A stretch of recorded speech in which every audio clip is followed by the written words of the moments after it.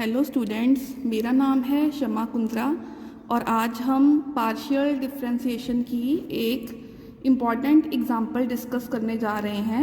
If z equals to e raise to power a x plus b y into f of a x minus b y find b curly z by curly x plus a curly z by करली Y.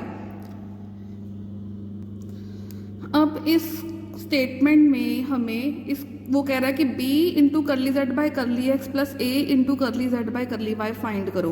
तो उसके लिए पहले हमें z देखना पड़ेगा, फिर करली जेड बाई करली एक्स, फिर करली जेड बाई करली वाई, फिर उनको इसमें पुट करके सिंप्लीफाई करेंगे तो हमारा आंसर निकल आएगा। तो हमारा फर्स्ट स्टेप है z को फाइंड आउट करना।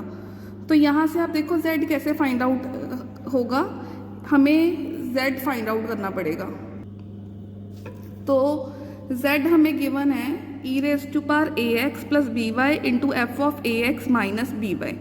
तो सबसे फर्स्ट स्टेप है curly z by curly x find करना, क्योंकि z हमें सिंपल फंक्शन में गिवन है। तो यहाँ पे दो फंक्शन है, एक एक्सपोनेंशियल फंक्शन है और एक f of a x minus b y है। तो यहाँ पे हम u इंटू वी का फॉर्मूला लगाएंगे, u इंटू वी का। और करली z बाय करली एक्स हमें पता है कि जब हम पार्शियली डेरिवेटिव करते हैं विद रिस्पेक्ट टू x तो हम x को वेरिएबल कंसीडर करते हैं और y को कांस्टेंट ट्रीट करते हैं। तो इसको हम पहले एज सच लिख देंगे u, इसका डेरिवेटिव f ऑफ फंक्शन है, इसका f डैश बन जाएगा f डैश ए एक्स माइनस बी वाई। और फिर ये जो ब्रैकेट है इसका डेरिवेटिव साथ में हमें मल्टीप्लाई करना होता है। ए एक्स का derivative with respect to x करेंगे तो वो 1 आ जाएगा, और ये कांस्टेंट है, कांस्टेंट का derivative with respect to x 0 होगा, तो अकेला a आ गया। प्लस अब हम क्या करेंगे, ये वाले फंक्शन को एज इट इज लिख देंगे और इस एक्सपोनेंशियल फंक्शन का डेरिवेटिव लेंगे। एक्सपोनेंशियल फंक्शन का डेरिवेटिव का फॉर्मूला होता है e की पावर में जो भी है वो लिख देंगे और जो पावर है उसका डेरिवेटिव साथ में मल्टीप्लाई। तो ए एक्स का डेरिवेटिव a आएगा, बी वाई का 0 होगा क्योंकि x वेरिएबल है और y कांस्टेंट है क्योंकि x के साथ पार्शियल डेरिवेटिव कर रहे हैं। तो ए एक्स का पार्शियल डेरिवेटिव आ गया हमारे पास a। अब नेक्स्ट स्टेप है करली z बाय करली y फाइंड आउट करना। अब हमारे पास करली y है तो y वेरिएबल कंसीडर करेंगे और x को कांस्टेंट ट्रीट करेंगे। तो इसके लिए हम e raise to power a x plus b y u as such लिख देंगे और इसका derivative with respect to y f dash of function, और ये जो ब्रैकेट है फंक्शन है इसका हम अब y के साथ पार्शियल डेरिवेटिव मल्टीप्लाई करेंगे। तो ए एक्स का डेरिवेटिव x क्योंकि कांस्टेंट है, a भी कांस्टेंट है तो कांस्टेंट का डेरिवेटिव 0, और माइनस बी वाई का y के साथ करेंगे तो क्या आएगा माइनस b। अब f वाला फंक्शन हम एज सच लिख देंगे और एक्सपोनेंशियल फंक्शन का डेरिवेटिव लेंगे विद रिस्पेक्ट टू y। तो वो हमारे पास आ जाएगा e की power a x plus b Y. A x का डेरिवेटिव अगर हम विद रिस्पेक्ट टू y करेंगे तो वो 0 होगा, और बी वाई का derivative with respect to y करेंगे तो वो b आ जाएगा। तो नेक्स्ट स्टेप था, उसने कहा था कि इसकी वैल्यू फाइंड करो। तो अब b एज सच लिख दिया हमने, और करली z बाय करली एक्स जो भी हमने सॉल्व की है वो हम यहाँ पे पुट कर देंगे, प्लस a को इसके साथ मल्टीप्लाई करके करली z बाय करली y के साथ यहाँ हम लिख देंगे।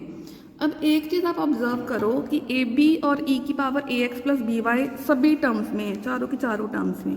तो वो हमने इन सब में से कॉमन निकाल लेना है, और इसको इससे डिवाइड करेंगे तो सिर्फ ये बचेगा, इसको इससे डिवाइड करेंगे तो सिर्फ ये बचेगा, इस पूरी टर्म को इससे डिवाइड करेंगे तो सिर्फ ये बचेगा, इस पूरी टर्म को इससे डिवाइड करेंगे तो सिर्फ ये बचेगा।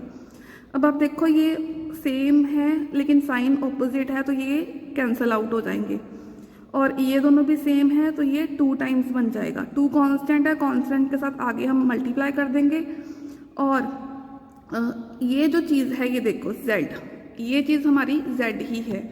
तो 2ab के साथ जो भी फंक्शन है वो हमारा z है, यहाँ हम लिख देंगे z। और यही चीज़ उसने प्रूफ करने के लिए फाइंड करने के लिए कही थी, तो हमने इसका आंसर फाइंड आउट सॉल्व करके निकाल लिया। तो बेसिकली इस क्वेश्चन में हमने क्या देखना है कि पहले कि z क्या गिवन है, उसके बाद उसको जो फाइंड करना है उसको फाइंड करने के लिए हमें क्या क्या चाहिए। एक हमें चाहिए करली z बाय करली एक्स, एक हमें चाहिए था करली z बाय करली वाई। तो हमने इन दोनों की वैल्यू सॉल्व की।